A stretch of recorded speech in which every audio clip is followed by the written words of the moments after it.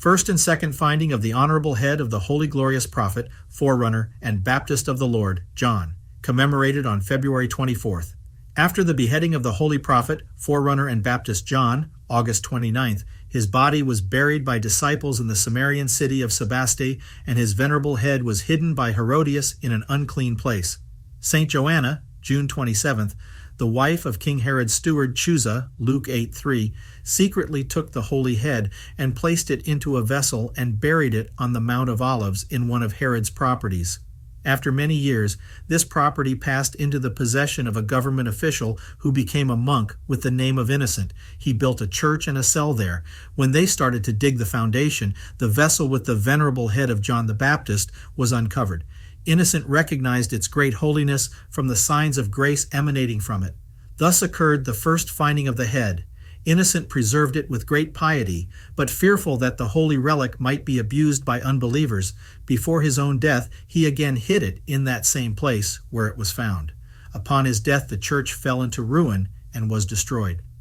During the days of Saint Constantine the Great, May 21st, when Christianity began to flourish, the holy Forerunner appeared twice to two monks journeying to Jerusalem on pilgrimage to the holy places, and he revealed the location of his venerable head. The monks uncovered the holy relic, and placing it into a sack of camel hair, they proceeded homewards. Along the way they encountered an unnamed potter and gave him the precious burden to carry. Not knowing what he was carrying, the potter continued on his way. But the holy Forerunner appeared to him and ordered him to flee from the careless and lazy monks with what he held in his hands. The potter concealed himself from the monks, and at home he preserved the venerable head with reverence. Before his death he placed it in a water jug and gave it to his sister.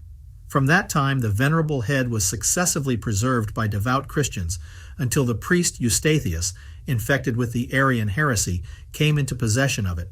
He beguiled a multitude of the infirm who had been healed by the holy head, ascribing their cures to the fact that it was in the possession of an Arian.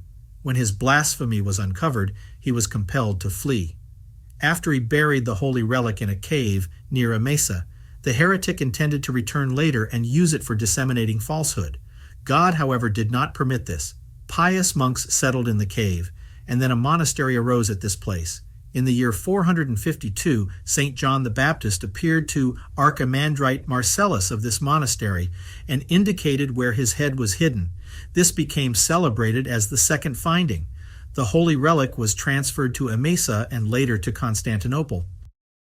Ave Maria Stella